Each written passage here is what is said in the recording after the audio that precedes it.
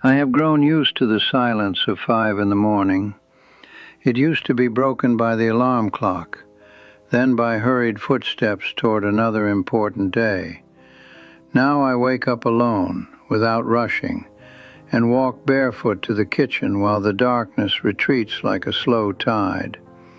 I set water to boil and look out the window as the garden recovers its colors one by one. I don't know how many times I have seen this modest miracle. It doesn't matter to count them.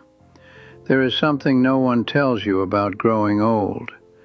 It's not that you lose things, it's that you discover they were never really yours. The people you loved were beautiful loans that time returned to where they belonged. The diplomas on the wall, the medals in some drawer, the titles you pronounced with pride. All of that was smoke that took shape only when others were looking. Now that almost no one is looking, I see that my life was not what I built, but what I felt while building it. Mary left 6 years ago. I still expect to hear her footsteps in the hallway at night. I still prepare coffee for two before remembering.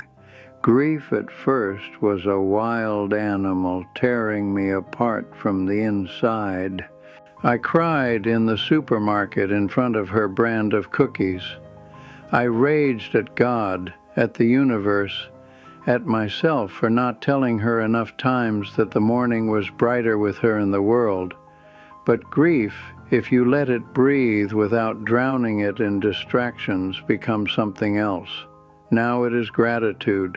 43 years together, 43 years of breakfasts, of silly arguments about the thermostat, of her hand searching for mine in the movie theater. I had that. Not everyone does. And when the pain visits me, because it still does, only more gently, I tell it. Thank you for reminding me that I loved so deeply it still hurts. That scar is a privilege. The grandchildren come on Sundays. They bring noise and life and questions that have no easy answers. They ask me about the past as if it were a foreign country I once visited. I tell them some stories, the ones that have improved with time, but not all of them. Some mistakes are mine to carry, not to pass on. What I most want to tell them is this: the moments you believe are small, breakfast with your father before he leaves for work, your sister's laughter in the car, the way your mother looks at you when you don't notice, those are the ones that remain. Graduations and weddings shine in the moment but fade like photographs in the sun. What remains is simpler, an ordinary afternoon, sitting without speaking, feeling that being together is enough. Loneliness in old age has a bad reputation. People fear it as if it were a dark hole where you fall and disappear. And sometimes it is, I won't lie. There are long afternoons when the silence weighs like stones, but I have also discovered that loneliness can be a place of dignity, a space where you meet yourself after years of being what others needed you to be. I was a husband, a father, an engineer, a neighbor. Now I am simply me, without labels to fulfill. And it turns out I like myself more than I expected. I learned late, but finally, that being right matters far less than being kind.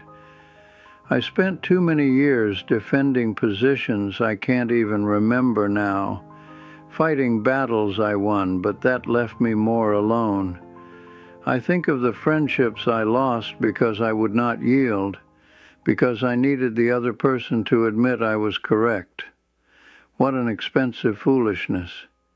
If I could go back, I would stay quiet more, listen better. I would say, I'm sorry more quickly, and you're right, even when they weren't entirely. Affection is more fragile than it seems when you are young. I see younger people running, always running, chasing something shining on the horizon. I understand them. I also believed happiness was ahead, in the next promotion, in the bigger house, in the recognition that would make every sacrifice worthwhile. But now, from this side of time, I see happiness was not ahead. It was beside me, walking with me, in the smell of coffee in the morning, in October light passing through the leaves, in Mary's voice telling me something trivial that I did not hear because I was thinking about work. The world keeps turning without me. My son now leads the department I built. My ideas, which once seemed revolutionary, are obsolete. Young people on the street do not know my name, and that is fine. Better than fine. It is as it should be. Every generation believes it reinvents fire, and in a way it does, because its fire burns with its own light. My time was bright, and now it is theirs. There is no bitterness in this, only a quiet relief in being able to rest, in knowing the world will continue without my having to save it. The water boils. I prepare my tea the way I like it, without sugar, and step onto the porch. The sun is already high. Another day begins. One of the ones I have left, not many, I suppose, though one never knows. I could be anxious about that, sometimes I am, but this morning I choose calm. If you are watching this and you still have time, and you do, believe me, more than you think, do not wait for time to take everything away before seeing what matters. Look now.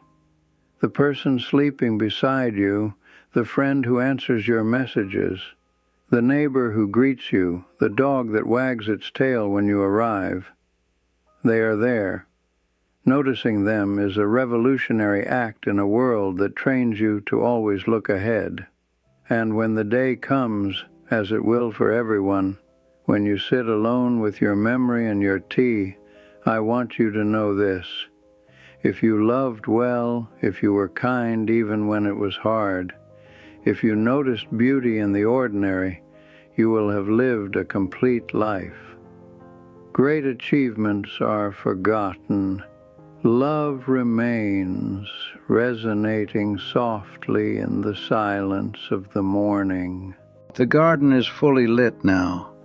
The roses I planted 20 years ago bloom again, as they do every spring, without asking permission or applause. They do their work simply because it is what they are. Perhaps that is the clearest lesson I have learned.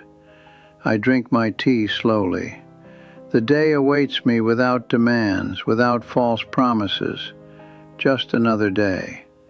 And at this stage, that is more than enough.